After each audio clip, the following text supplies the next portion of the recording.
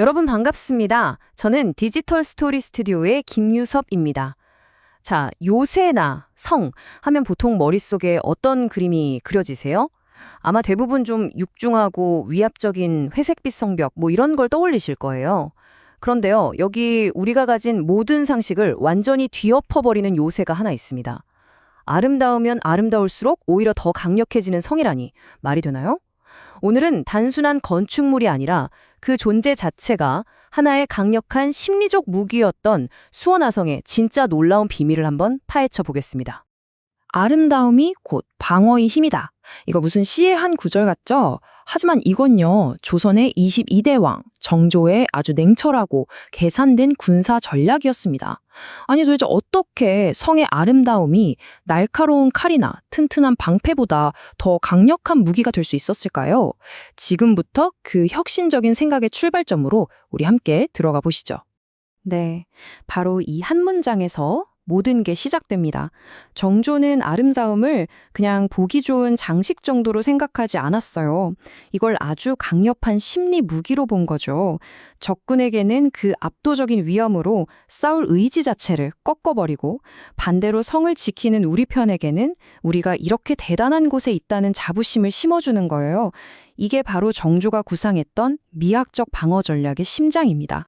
자, 그럼 이 위대한 철학이 어떻게 그냥 예쁜 장식을 넘어서 실질적인 방어력이 될 수 있었는지 그 첫 번째 비밀부터 한번 들여다보겠습니다.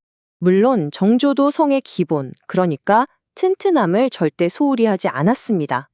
그건 기본 중에 기본이죠.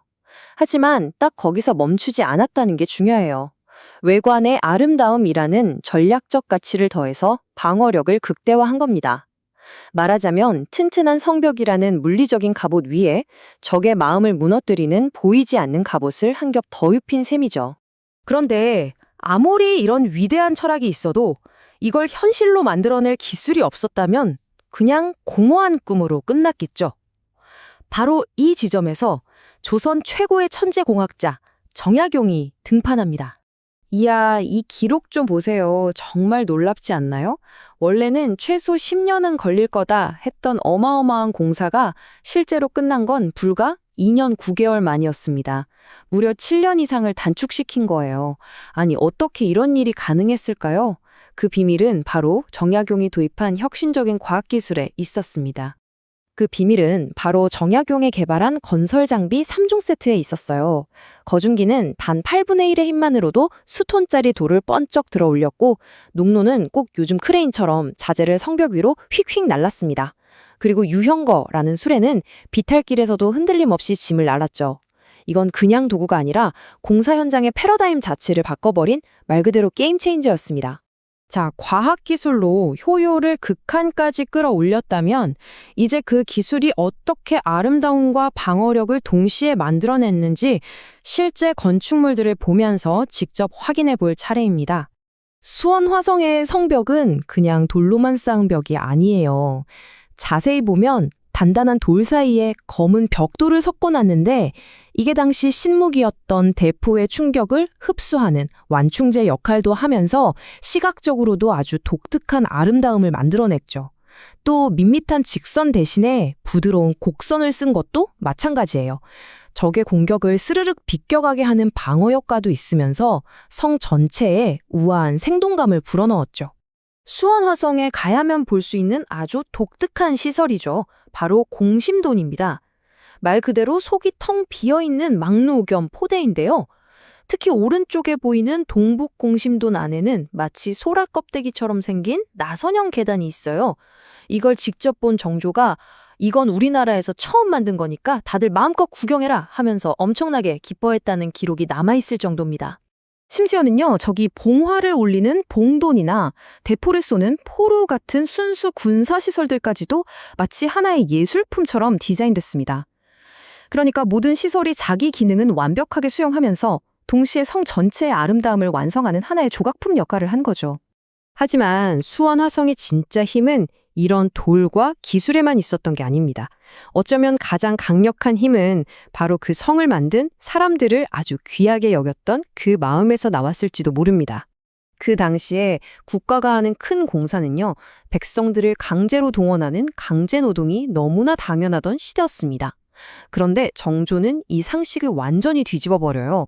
공사에 참여한 기술차 1821명 모두에게 정당한 임금을 지급하는 지금 기준으로 봐도 혁명적인 유급 노동 시스템을 도입한 겁니다.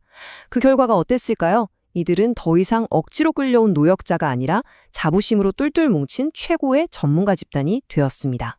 복지는 여기서 끝이 아니었어요. 더운 여름에는 더위 먹지 말라고 척서단이라는 약을 수천 개나 나눠주고 틈만 나면 소고기 파트를 열어주고요.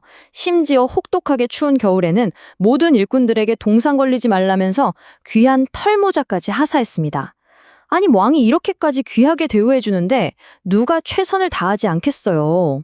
위대한 철학, 최첨단 과학, 그리고 사람을 향한 존중. 이 모든 것들을 영원히 살아남게 만든 마지막 열쇠가 있습니다. 바로 기록의 힘입니다. 바로 이 책, 화성성역의 유교입니다. 이건 그냥 공사 보고서가 아니에요. 설계도는 기본이고요. 사용된 벽돌 한 장의 가격, 공사에 참여했던 1,821명 장인들의 이름과 그들이 받아간 월급까지 모든 것이 담겨있는 조선 건축의 완벽한 타임캡슐이죠. 이렇게 믿기지 않을 만큼 상세한 기록이 있었기 때문에 훗날 전쟁으로 폐허가 되었던 화성을 오는 날의 모습으로 완벽하게 되살릴 수 있었던 겁니다. 그리고 바로 이 지점에서 수원화성은 세계 역사에서도 유래를 찾기 힘든 엄청난 위협을 달성합니다. 바로 성곽 그 자체가 유네스코 세계문화유산으로, 그리고 그 건설 과정을 담은 기록물 화성성역의궤가 유네스코 세계기록유산으로 각각 등재된 겁니다. 하나의 건축물이 건물과 기록 양쪽으로 세계유산이 된 거죠. 이 물리적인 요새는 그것을 뒷받침한 위대한 기록이 있었기에 영원할 수 있었습니다. 결국 수원화성은 단순히 돌과 흙으로 쌓은 건축물이 아닙니다. 아름다움으로 적을 압도하려 했던 철학, 그걸 현실로 만든 과학, 그리고 무엇보다 사람을 가장 귀하게 여겼던 인본 정신. 이 세 개의 기둥이 완벽하게 어우러져 만들어낸 우리 역사의 위대한 승리인 셈이죠.